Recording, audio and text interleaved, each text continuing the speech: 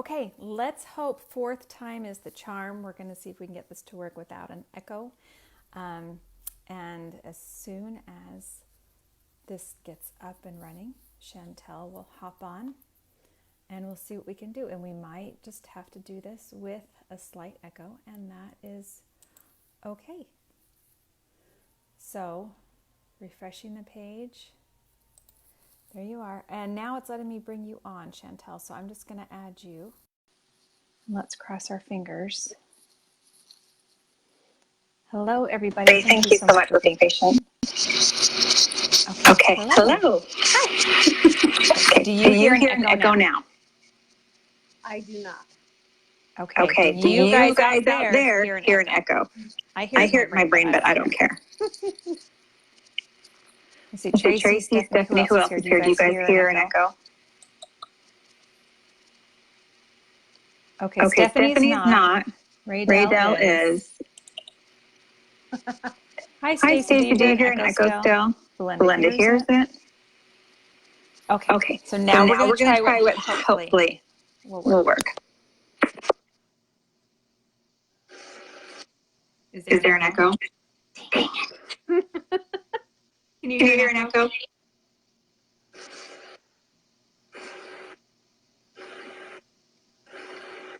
Okay, but you don't hear what Chantele, do you? I don't really. Okay, so let me ask you people out there, do you think this echo is something you get used to? Okay, good. We're just going to stick with what we have. Because the best way to not have echoes is to have a phone with two people on their headphones. But it's good. We let things flexible. So anyone just tuning in, we have a little bit of an echo. That just means you get to hear double me. So I'll be short. Okay. So we are so excited. I'm so excited for my friend Chantele, who is like one of the sweetest people ever. Oh, thank you. No, stop it. You are lovely.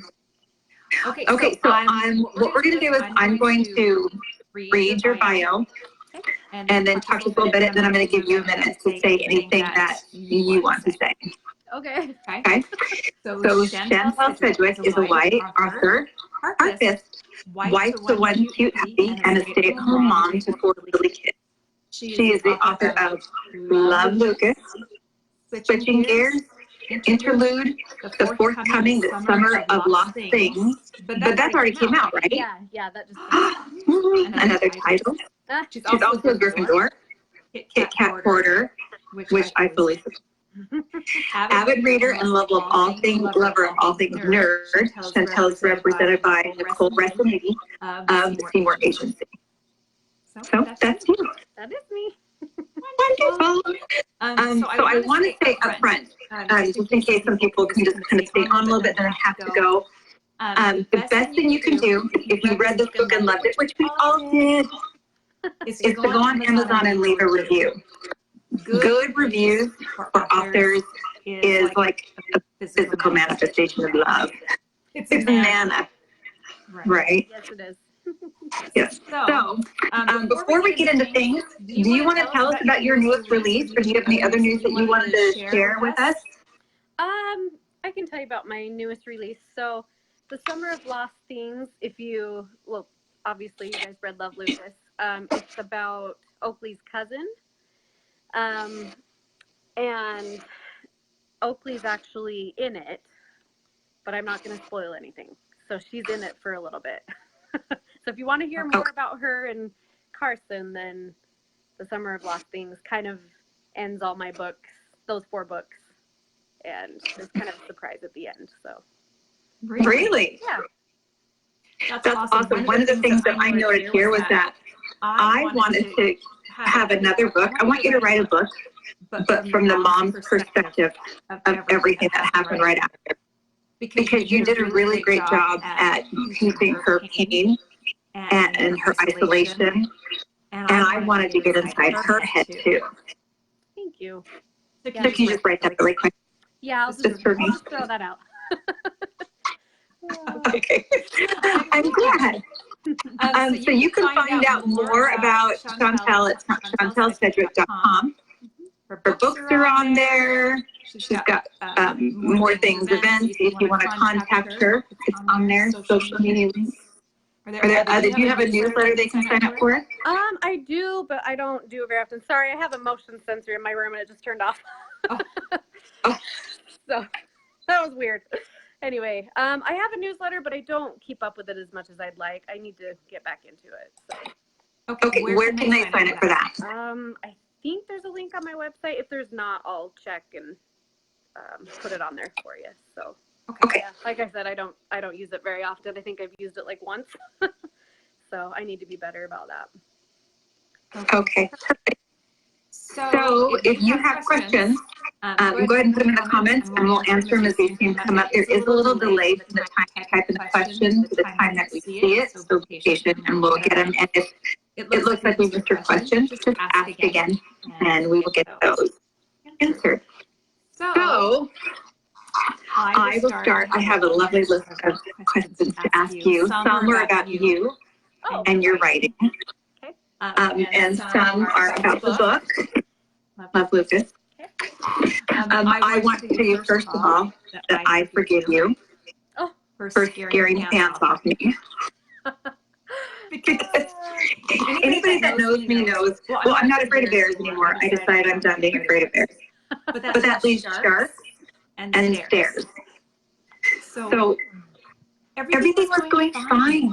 I'm listening to the book and I'm reading the book, and then you have to put the shark.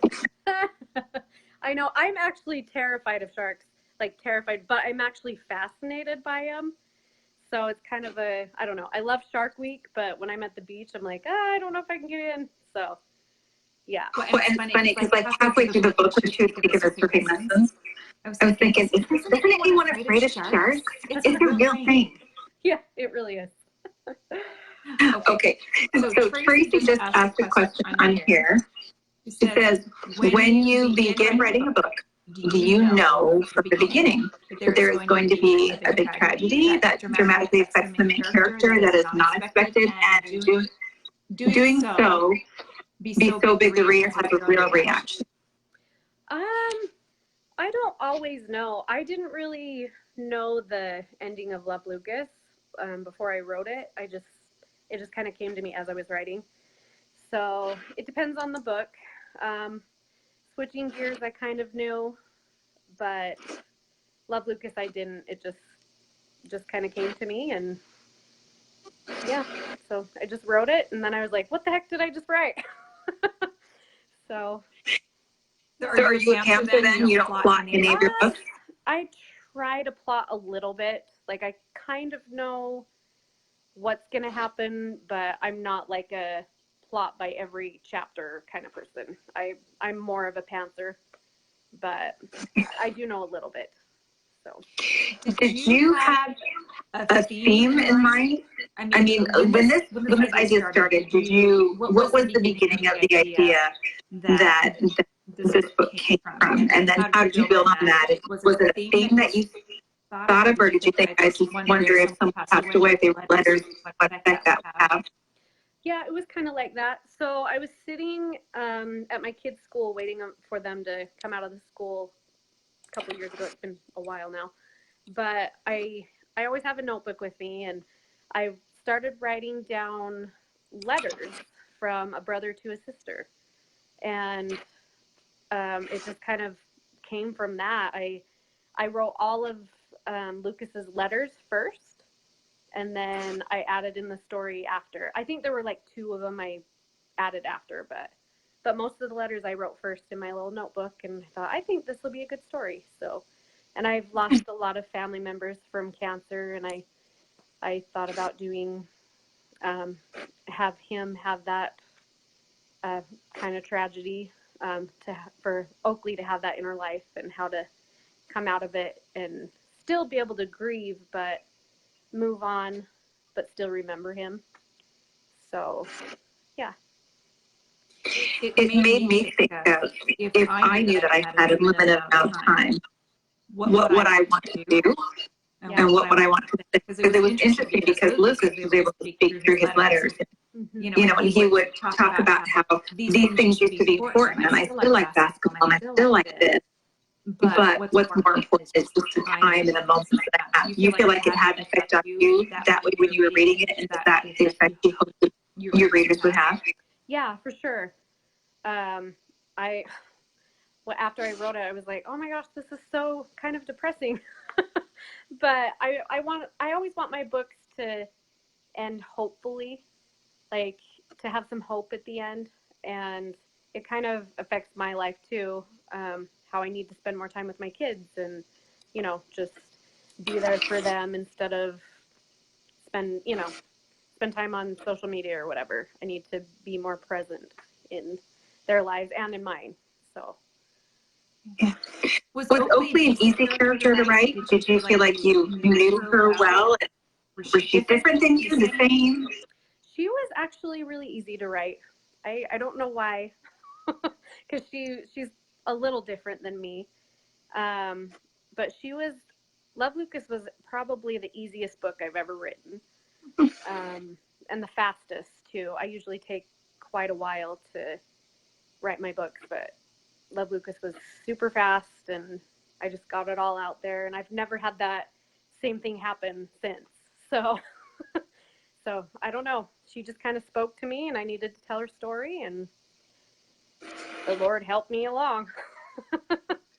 Well, I believe that writers, I feel like he's really invested in what we write, and there are certain stories that he really wants to be told. Yeah, for sure. So I love what she said, what you said. On page 268, the end, and her realization really was, my life isn't perfect, it never will be, but I know I'm going to be okay. And then you said, trials make us stronger little by little. And you could have stopped there. And I think that mentality is one that's really prevalent these days. I hear people often say, I'm so thankful for my trials because they've made me who I am. But that's not the case.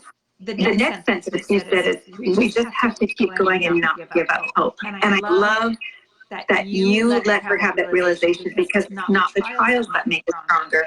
It's how we choose to respond to them. Yeah. And so she had that same trial in the whole book, but the major part of it, her response was running away, shutting down, being afraid.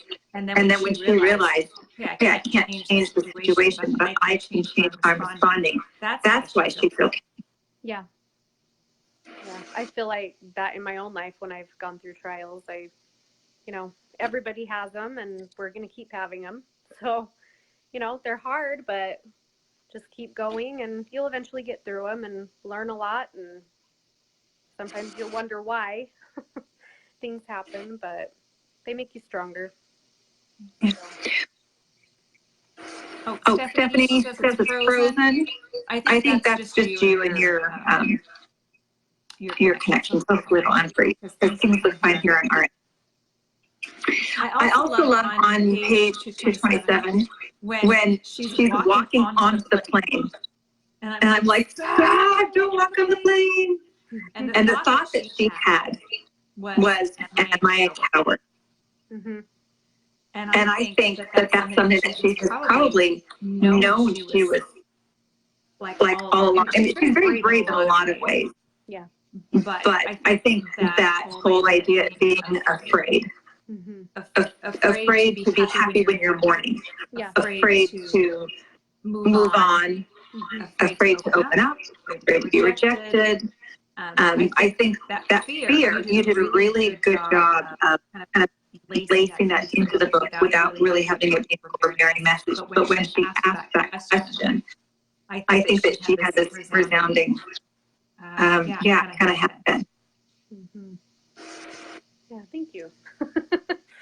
I don't know. I think we all have those aha moments that are like, oh, I'm being dumb, or I need to stop being afraid and just move on. And I wanted to show a change from her at the beginning of the book to the end of the book. And I think there was definitely a change. She went through a lot of changes. So she still wasn't you know, better. Like, she still missed her brother, and that was never going to go away, but she figured out a way to be happy and be okay with things.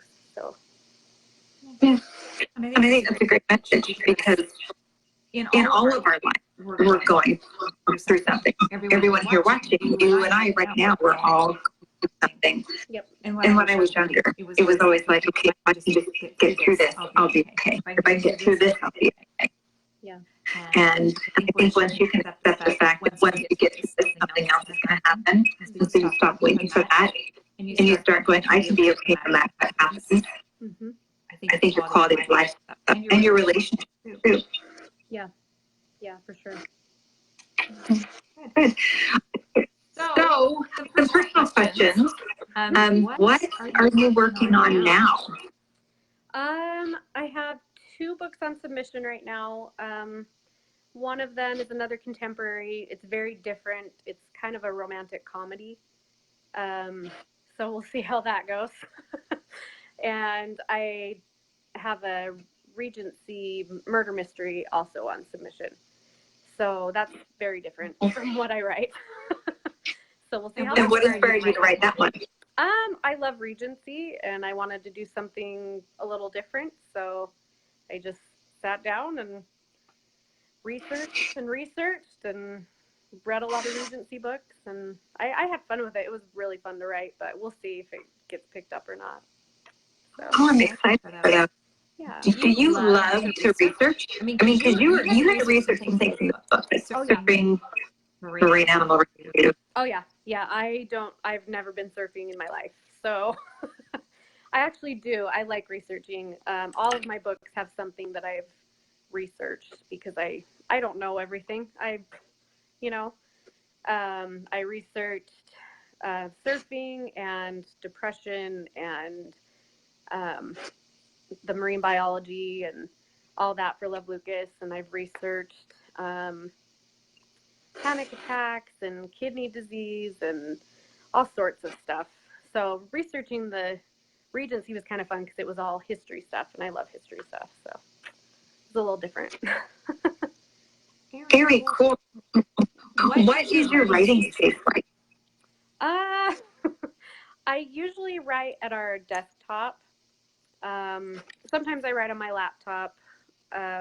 It's just our little desktop in our kitchen, and I write when the kids are at school usually because all my kids are in school now, and it makes me sad. But I can't get over it, and it's already been a year.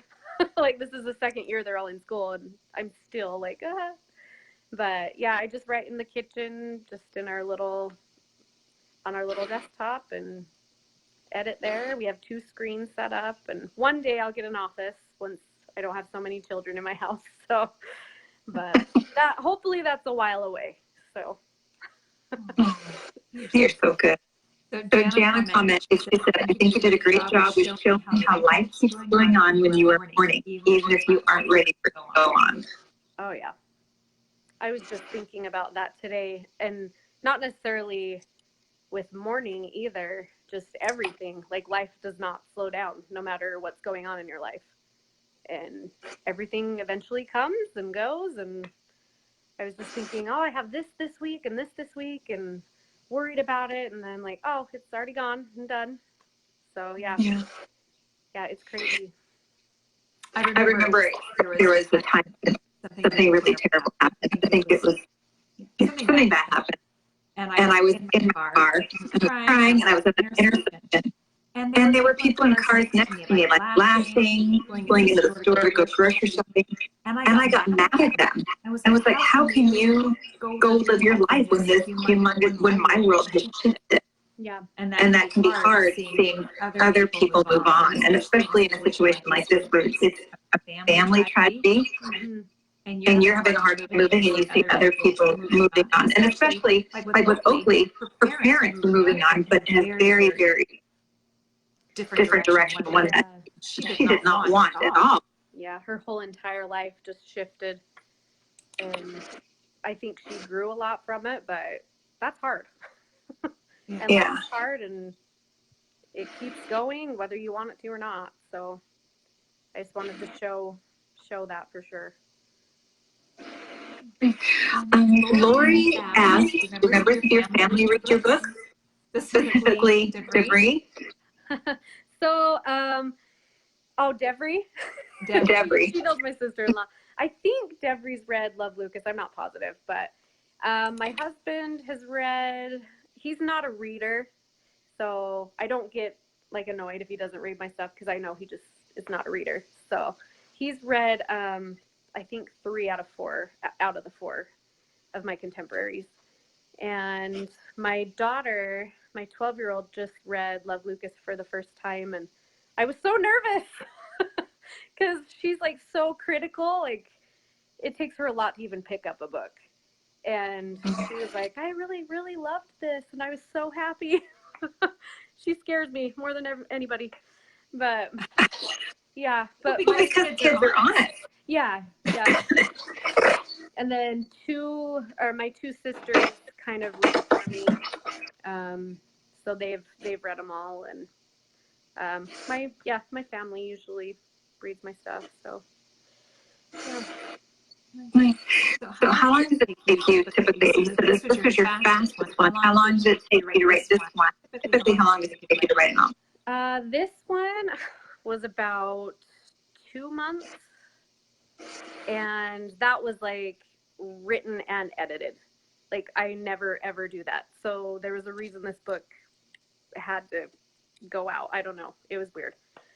Usually it takes me about 6 months. It depends on the book. Some of them I've written in a year. Some of them I've written 4 months. It just depends on what's going on in my life. If I'm stressed out, it takes me longer. If things are calm, I can usually write a little bit better.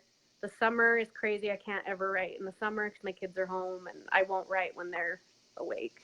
So, and then at night, I like to spend time with my husband because I never see him. So do you sleep at all? Yeah. I do. Stephanie, who's a writer, she commented, wow. I'm thinking, yeah, I've been working on a novel, my latest one, 3 years. Yeah, it all depends on the book. It's not done. I have some that have been a couple years, but Love, Lucas for some reason was super, super fast. So I still have no idea why. Well, I think it's awesome. So Gianna wants to know how many words was Love, Lucas. She says that's amazingly fast. I think it ended up about 60,000, maybe 62, something like that. So my novels are usually on the lower side when I finish, and then when I edit, I fill in. So I've never been one to have to cut like hundreds of thousands of words or whatever. I'm always way under. So that mine are usually from 60 to 70, typically. So what was the hardest theme to write in this book? I know you said it came pretty easily to you, but was there one that was particularly a little challenging? The one scene that was a little bit difficult was when she went out in the water by herself, on her surfboard and tried to do, she was just really down and felt like nothing was going right, and that was hard because I hate seeing people feel so hopeless, and she was pretty hopeless. But that one was pretty hard to write, and the scenes where like the flashbacks kind of Lucas, and those were kind of hard. And when she went to go see Carson at the hospital, that was kind of hard to write too, because she remembered like the hospital when her brother was there, and I don't know, I just become part of the character while I'm writing, and so I feel like their emotions, and sometimes it's really hard to write when they're so sad and feeling so dejected and don't know what to do. So those were probably the hardest ones for me. Yeah, it's hard to put yourself in that place. We carry their feelings that I don't want to feel bad. Yeah. Did you? So I love the ending of the book. I love the fact that she wrote the letter. I love the fact that the family was standing together, Mhm. even though so they're together but in a different way. Yeah. And I love that you did that. But I just love Thank you. that her closure was writing him a letter, because I think that gives us power when when we know we've lost people. I really believe that that's a really powerful way to stay Yeah, me too. connected to them. So as you said that you didn't plot the book, but as you were leading up towards that, was that the ending that you finally went, this is what I want, or did you consider a different ending for the book? I actually didn't. I knew exactly how I wanted to end it. I wanted all their family there, all of her family, and I wanted her to be okay with things. And I always planned on ending it with that letter that she wrote him. So that was pretty easy for me. So you said you wrote his letters first. When did you write the letter to him? I wrote hers probably last. I went through the whole book, and then I decided to end it with a letter and that final scene. So it was one of the last things I wrote. It was wonderful. Oh, thank you. So Stephanie wants to know, does your husband ever come in and see you crying while you're typing at the computer and just turn around like, okay, I'll be out here? My husband is so supportive of my writing. Like he's the one that told me to try to get published in the first place. Like I was just writing just for fun. And sometimes he hasn't really done that. I don't usually cry when I write. Like I get kind of sad and emotional a little bit, but I don't know if I've ever actually cried. But I will come in and like when we're going to bed, like tell him what I'm working on and what's happening, and he tries to listen, but sometimes it's like okay, and he's super busy, so sometimes he just falls asleep while I'm talking. I'm like, okay, it's fine. I'll just keep talking to myself. But yeah, he's funny. He's very encouraging, and he's a good guy. So I'm really lucky to have so much support from him because I know a lot of people don't. So yeah, and I think you and I are both really involved in the writing world. Probably you even more than me. You were the chair of the Storymakers Conference, which for those that don't know, is it huge? We're talking like 700 people. yeah. And you were the chair 2 years ago? Yeah, 2 years ago, yep. And then you co-chaired before that. So that is a huge... Yeah, that was crazy. I have no idea who talked me into that. Heavenly Father. Yeah, I guess. I guess. It was a really good experience, but my writing really suffered during that time because all my energy was going to the conference. So I didn't even go this year. I was sad, but I had to just take a break because I needed to focus on me and my writing, but it was a really good experience and I learned a lot. So I'll never be mad that I did it. It was pretty cool. It is a really cool experience. It takes so much out of you. Yes, it really does. People don't understand how many hours you work on things and how many things you have to do. It's crazy. So every time there's a new chair, I'm like, good job, I'm supporting you. You're awesome. You can do it. You can do it, not me. Good job. I know. I'm like, you can do it. I've been there. I'm good. Moving on. I love that you have the ability to stop and say, I have to take care of myself. I need a break. Yeah. I think that's really important. I think a lot of times, as people, as women, we don't do that because we feel like you need to be everybody for everything. Yep. So good for you. Yeah. So another question, did you get a degree in creative writing or English, or have you just always done it as a hobby? I did not. I've always had stories in my head, and I thought everybody did, so I thought it was normal. And when people told me, no, that's not normal, I was like, oh, okay. So I started writing after I had my second child, like actually writing them down. And I would actually save my, like when my husband was at work, I would save my drafts under some weird thing that he wouldn't look up.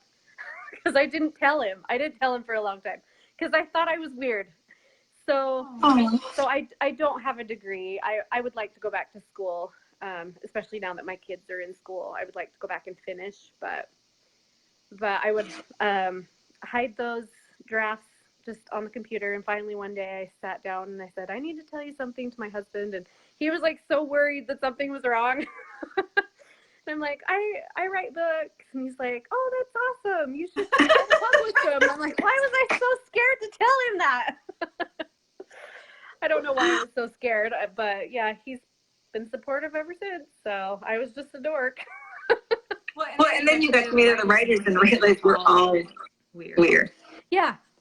Well, when I finally met like the story makers community, I'm like, oh, there's other people like me. I thought I was just weird and something was wrong with my brain. Well, something probably is still, but but yeah, it was nice to know other people have stories in their head and I wasn't just a weirdo. And it's working out. I mean, you make some good stories. I'm so excited. Oh, thank you. Was there something that surprised you about this? Aside from the fact that it just happened so quickly, was there something where you went, I did not even see that coming myself? The shark part, actually. I did not plan that at all. And him losing his leg, I did not.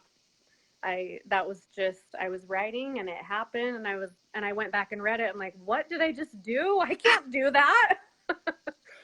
And I sent it to my sister and she was like, oh my gosh, I love it because life is not all perfect. Like things happen and she loved it. And my other sister was super mad and didn't want me to do that to Carson because yeah, she was mad. But yeah, that was a total surprise. I didn't have that in my little outline or anything. So yeah, that surprised me. Yeah, really quick. Shanda said that that's funny. She named her folder reports for the same reason. Oh, when she was writing, she put it in there. But about the shark thing, what I thought was interesting is, we know that we can either choose to be humble or we can be compelled to be humble. Yeah. And when the shark thing happened, my first thought was Carson's dad. He had these dreams and he didn't choose to let them go. But I mean, he was really compelled to be able to let his son let it go. Not only because he had one leg, but you can have there's one-legged, right? Yeah. If he had that passion, that drive. But I just think having the possible losing his son, they put him in that mindset. Okay, they're more important. Yeah. Their relationship was kind of hard to write too, but I think it ended up pretty. Just because I kind of wanted to explore the relationship a little more, but I didn't really have time in the book. But just when somebody's pushing you so hard one way and you want to go somewhere like some other direction, it's just hard and causes friction sometimes. So I'm glad I worked it out with them. But yeah, it's just interesting because when you have your own life and it's not really like that, like my parents are very supportive and let me basically do what I want. But it was interesting to just see how people are so different and kind of hard to write when you haven't experienced it. Well, that was my next question. With all the books that you write and all the different characters, how do you get into the heads and the mindset of people that are very different and you're experiencing very different things than you? I don't know. The voice just comes. It's just there. And I try not, because I have a very distinct voice. It's just, I don't know, it's just me. But I like to give my characters just different quirks than I have and different personalities. And some of them have things that I have too. I always put a little bit of myself in them. But I like them to stand out and be their own person. It's kind of hard sometimes because my brain's my brain, and I'm me. But I just think, what would someone do if this happened to them that I wouldn't do? So that's kind of how I have them figure out my character. Is write them in a way that I wouldn't necessarily do the same things they would. And sometimes it's hard, but I usually figure it out in the end. Trial and error, I guess.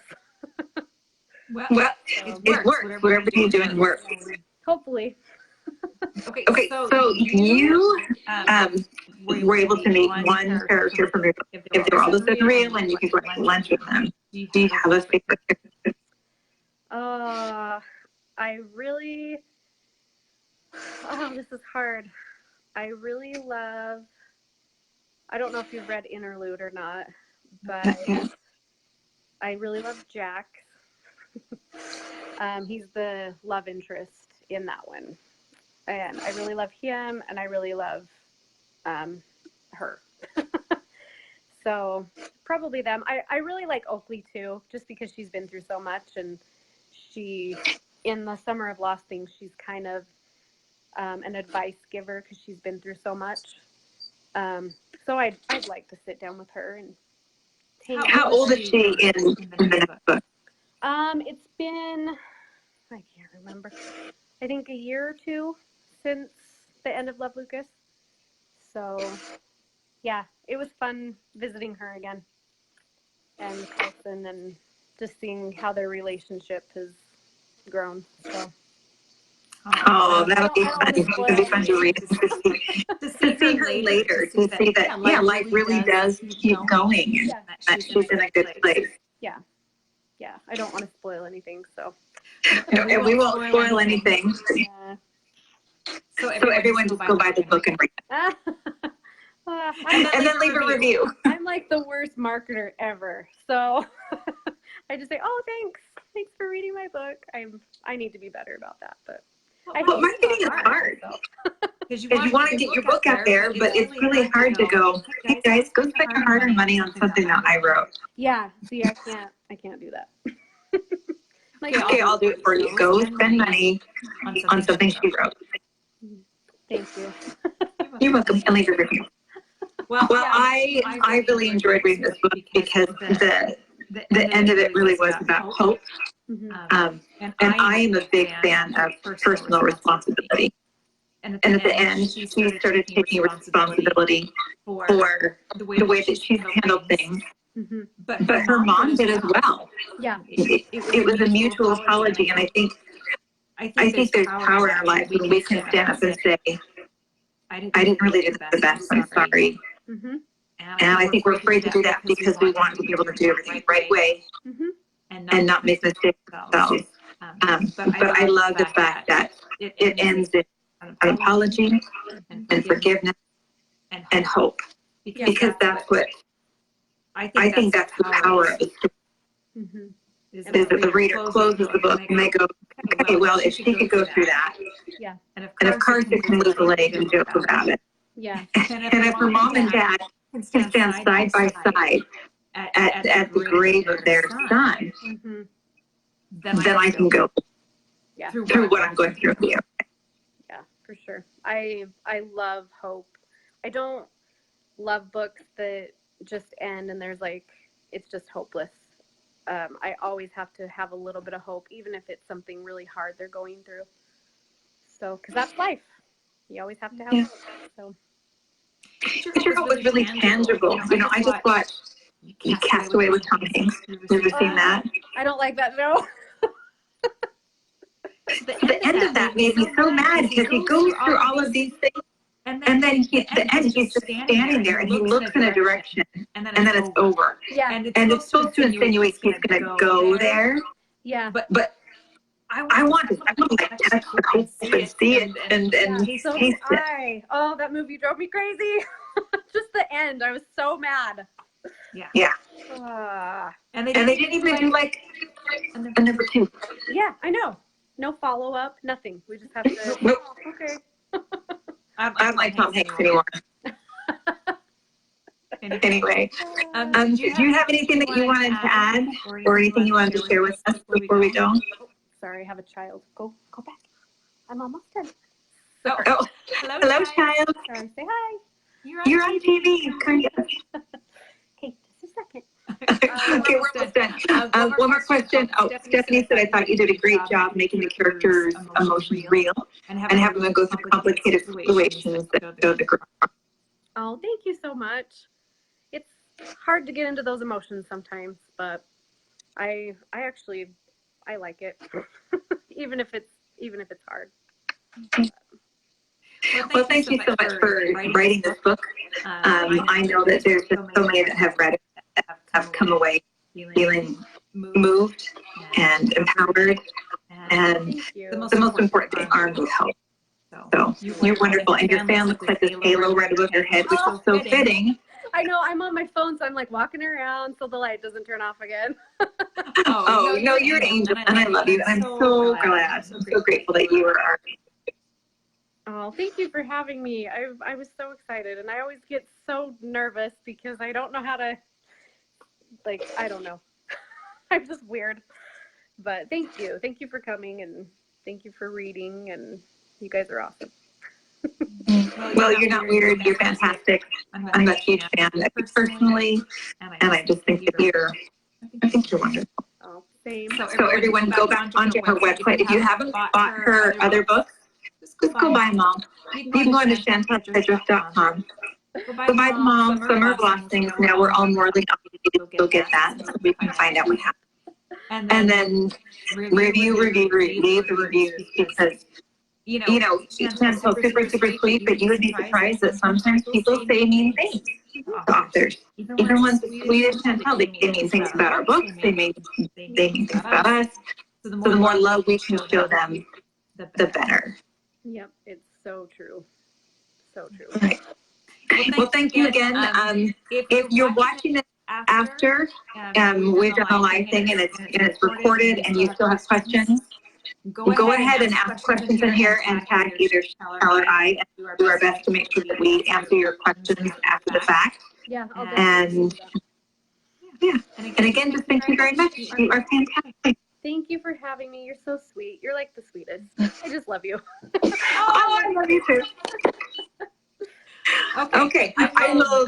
Are you going to the next Story Makers next year? We'll see. We'll see what's going on.